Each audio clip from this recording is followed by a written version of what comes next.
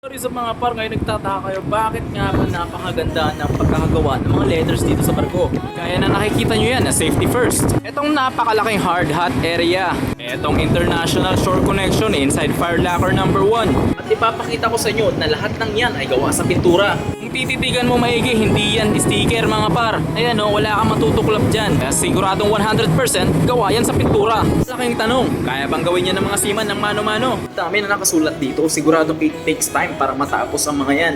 Dito pumapasok ang paggagawa ng stencil. Sa paraan na to ay ginagawa namin na mag-print ng mga ganitong klase ng cutouts. At syempre, minamano-mano namin na ika-cutter. Para naman sa ganun ay magiging ganito ang kanyang kalalabasan. Ngayon, nai-imagine nyo kung paano ginagawa yon. Dahil sigurado pag butas-butas ng mga ito, pintura na lang katapat. Magiging perfect na yung pagkakagawa ng lettering. Kaya ngayon, samahan nyo muna ako mag-cutout na ito. Siguradong mano-mano. Yan o, kinakalawang na yung cutter natin. Pero pwede pa yan, palag-palag pa yan.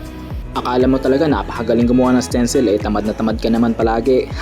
Sunod, samahan nyo ako mag-stencil nito kung saan saan. Siguradong malinaw na kung paano nangyayari mga to. Ito nga pala ay gawa sa cardboard mga par, kaya siguradong makapal. Pero susumahin sa dami ng i-stencilan natin, kakapal ang pintura nito sa gilid-gilid, kaya gagawa tayo ng mga back-up. So depende, case to case basis lang yan, diskarte lang mga par. Alright, sana ay may natutunan tayo. Maraming salamat.